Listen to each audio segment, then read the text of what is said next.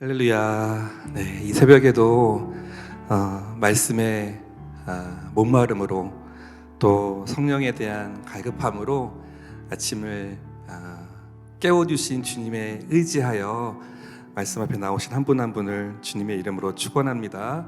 오늘 주시는 말씀 그리고 나눠지는 말씀으로 하나님이 주시는 새 마음과 새 은혜가 저 여러분에게 부어지기를 진심으로 축복합니다. 네, 어제의 신앙으로 오늘을 살 수 없는 것이 바로 그리스도인들의 신앙생활입니다. 오늘 주시는 새로운 생기와 새로운 마음과 또 새로운 기름 부음이 저와 여러분에게 임하기를 진심으로 축원합니다. 오늘 말씀은 불의한 청지기라는 주제로 잘 알려진 본문입니다. 한 번쯤은 다 들어보셨을 거라 생각합니다. 내용은 아주 간단한데요, 한 부자에게 그의 재산을 관리하는 청지기가 있었습니다.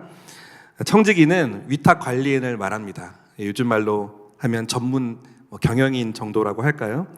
높은 관리나 부잣집에서 주인의 가사를 도맡아 처리하던 위탁 관리인으로 종들의 우두머리로서 하인들을 감독하고 주인의 자산을 관리하고 심지어 주인의 자녀 교육까지도 담당하였다고 합니다.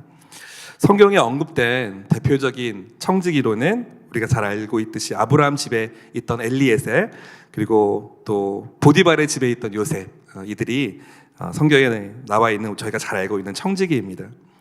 그런데 청지기에게 부여된 아주 중요한 사명은 바로 자신의 시간과 재능과 물질, 자신의 모든 것을 다 들여서 주인에게 충성하는 것이 바로 이들의 사명입니다.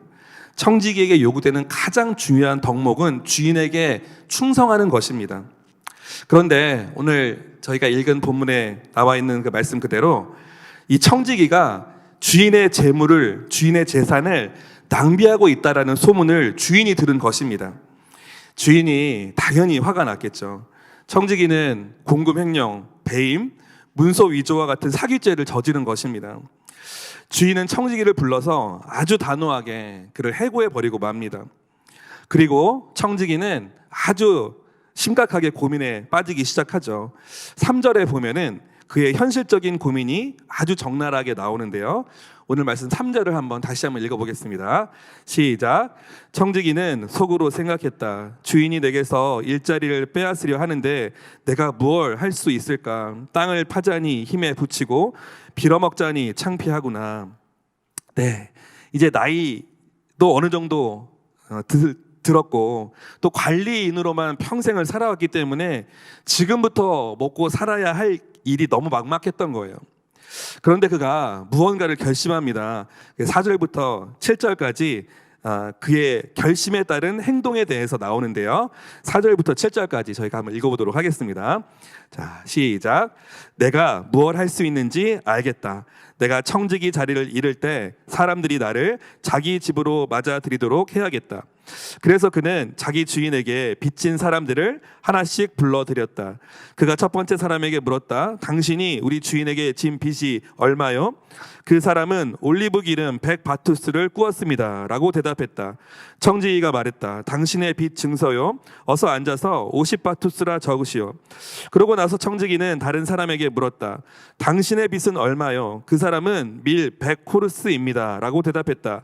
청지기가 말했다. 당신의 빚 문서를 받아서 80코르스라 적으시오. 4절에 보면 그는 내가 무얼 할 수 있는지 알겠다라고 했습니다. 무언가를 깨닫게 된 거죠. 그가 해고되어도 살 수 있는 방법이 생각이 난 것입니다.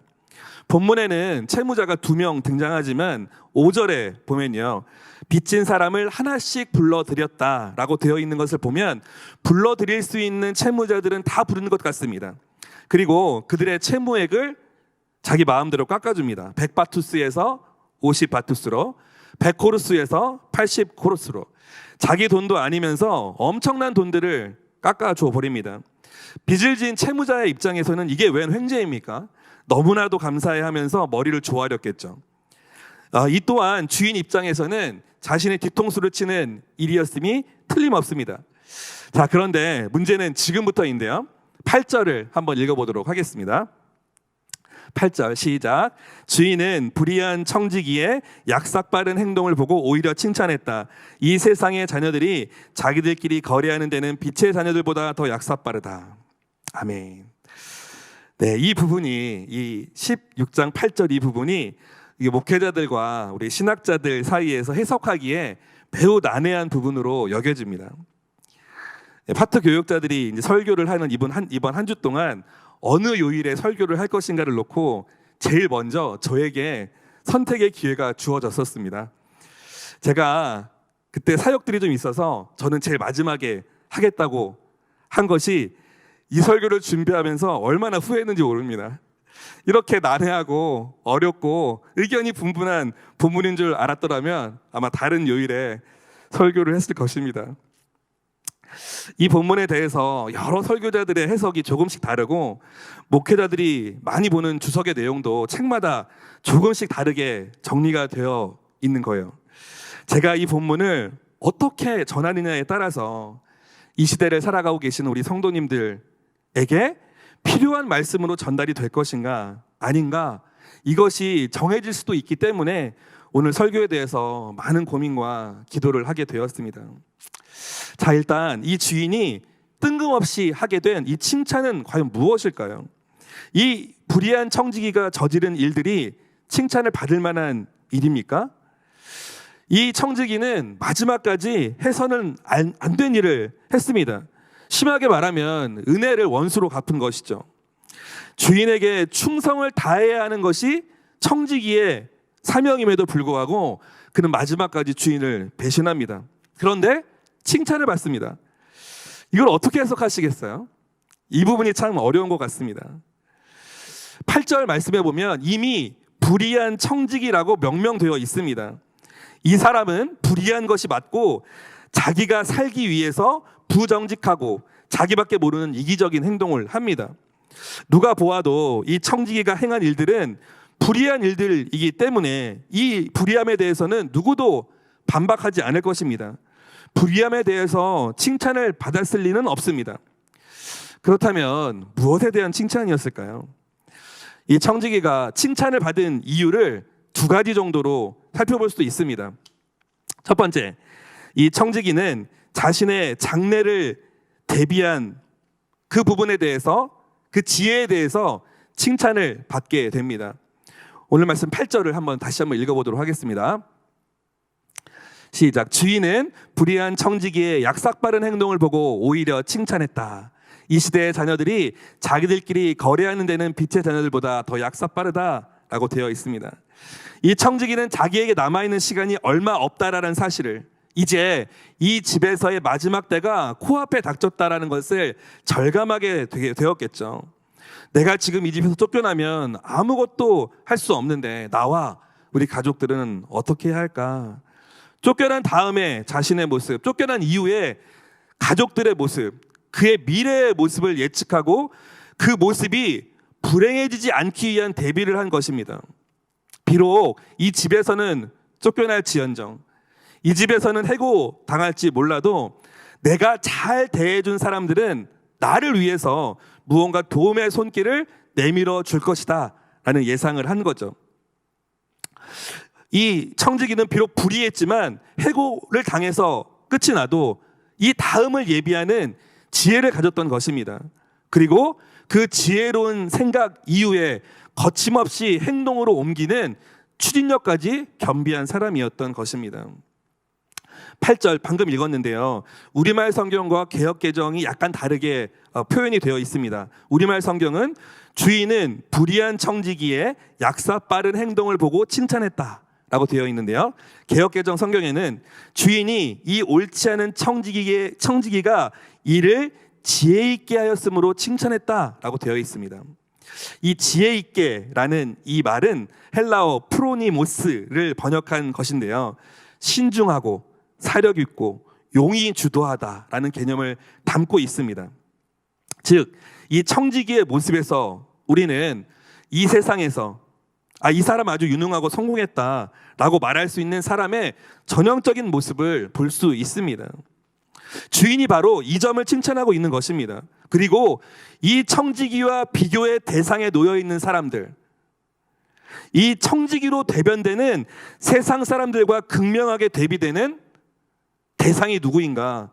말씀에는 바로 빛의 자녀라고 되어 있는데요. 바로 저와 여러분과 같은 그리스도인들을 말합니다. 이 세상의 자녀들이 자기들끼리 거래하는 데는 빛의 자녀들보다 더 약사 빠르다. 불의한 청지기라고 말하는 이 불의한 자에게도 자기의 장래의 모습, 미래의 모습을 예측해서 그 다음을, 그 이후의 상황을 준비하는 지혜와 통찰력이 있는데, 하물며 빛의 자녀인 너희들은 어떠하냐? 이것을 말하고 있는 거예요. 시급하게 하지만 지혜롭게 장래를 준비하고 있는 청지기의 모습을 보며 빛의 자녀라고 불리우는 당신은 다음을 위해, 다음 갈 곳을 위해서 무엇을 준비하고 있는가에 대한 도전을 하고 있는 것입니다. 사랑하는 여러분, 나에게 곧 닥칠 마지막 시간을 준비하는 사람만이 나에게 가장 필요하고 중요한 것이 무엇인지에 대한 눈이 열리는 것입니다. 절박함 가운데 서본 사람만이 정말 나에게 필요한 것이 무엇이고, 그렇다면 내가 무엇을 준비해야 하는지에 대한 특별한 지혜가 생기는 것입니다. 우리는 하나님 나라라는 우리가 결국 가야 할 곳이 분명하게 정해져 있는 그런 빛의 자녀들입니다. 우리가 가야 할 곳은 하나님의 나라이고, 우리의 이 시기가 마지막 때를 살아가고 있는 것이라는 것에 동의하신다면, 이 불의한 청지기가 했던 행동보다도 우리에게는 더 많은 지혜가 필요할 줄로 믿습니다.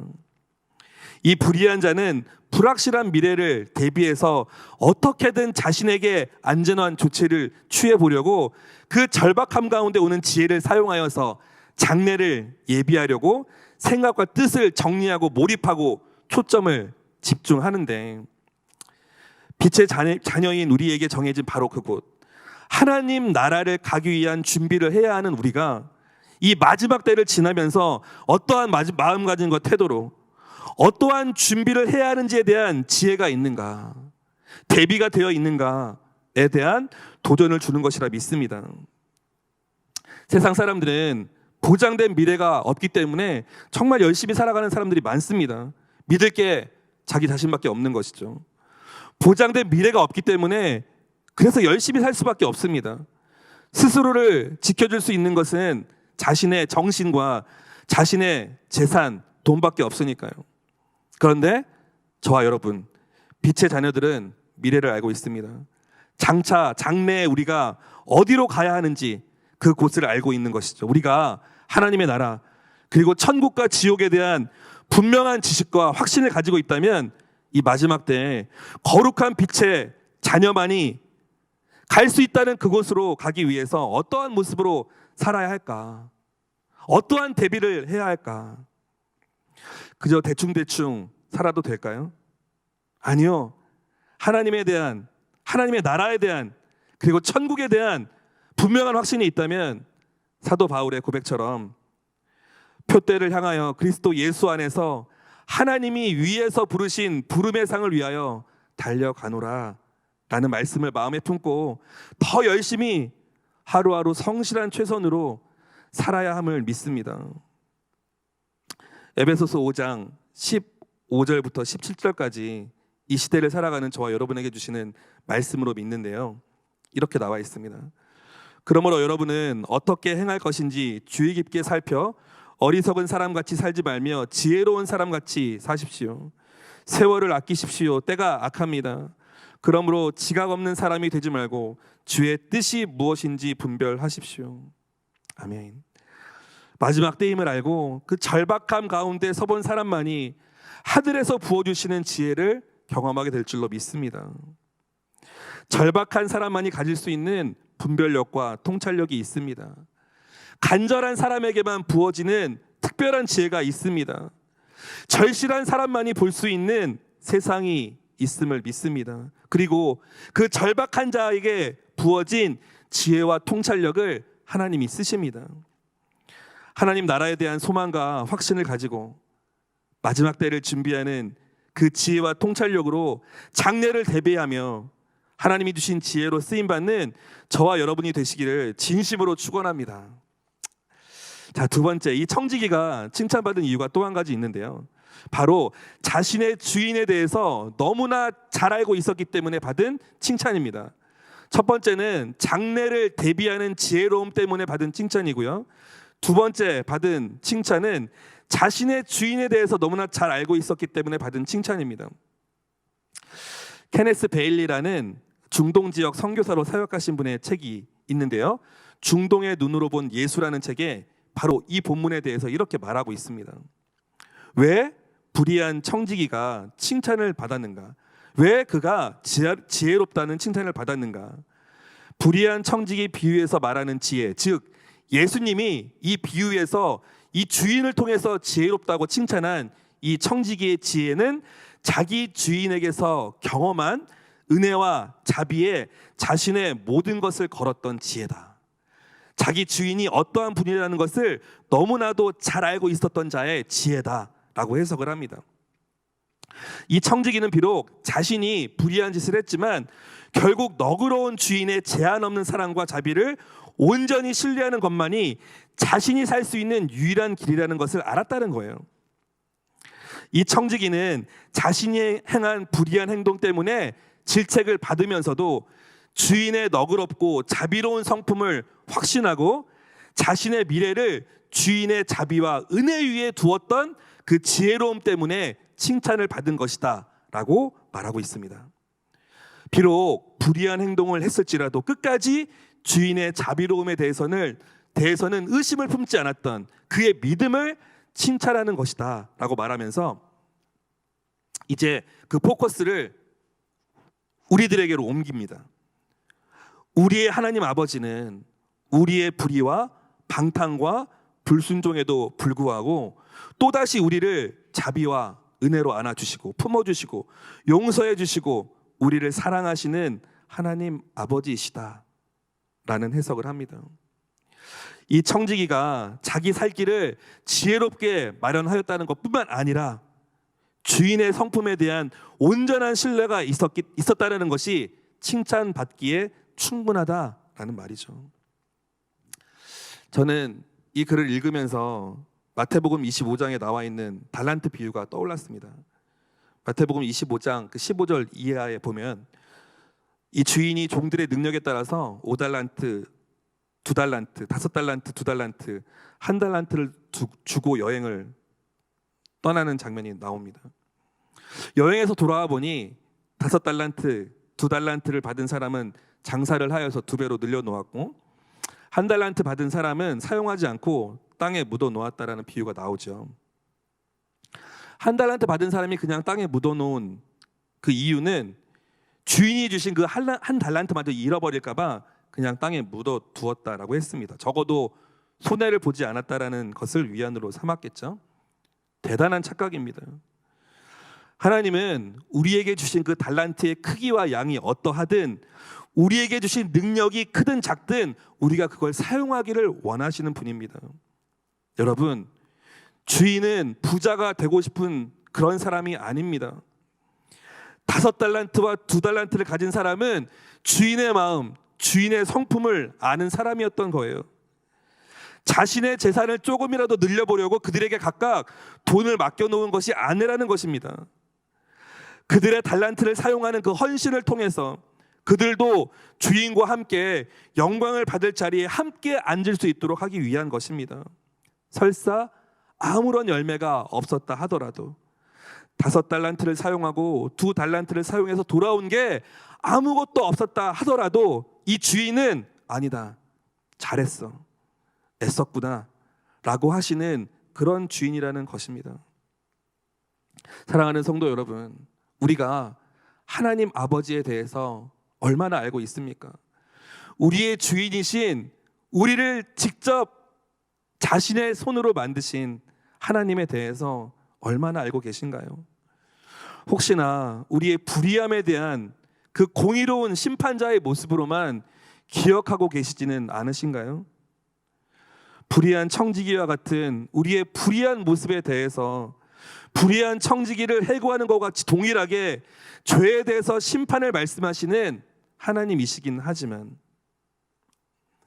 우리가 오늘 본문의 청지기와 같이 그 불의함밖에는 내세울 것이 없는 사람이라 할지라도 우리 주인 하나님의 그 성품, 공의로움과 동일한 무게로 일하시고 함께 하시는 하나님의 사랑과 은혜에 의지하여서 그 주인의 성품을 아는 자의 모습으로 살아갈 때 우리에게도 내가 나의 마음을 아는 자구나, 너야말로 정말 나의 마음을 아는 지혜로운 자녀구나 라고 칭찬받는 하나님의 자녀가 될 줄로 믿습니다. 오늘 그분의 공의와 그분의 사랑 그리고 하나님의 성품이 온전하게 이루어진 바로 그 십자가 붙들며 오늘 하루를 우리 주님 의지하고 기쁨으로 담대하게 나아가는 저와 여러분이 되기를 진심으로 축복합니다. 아멘.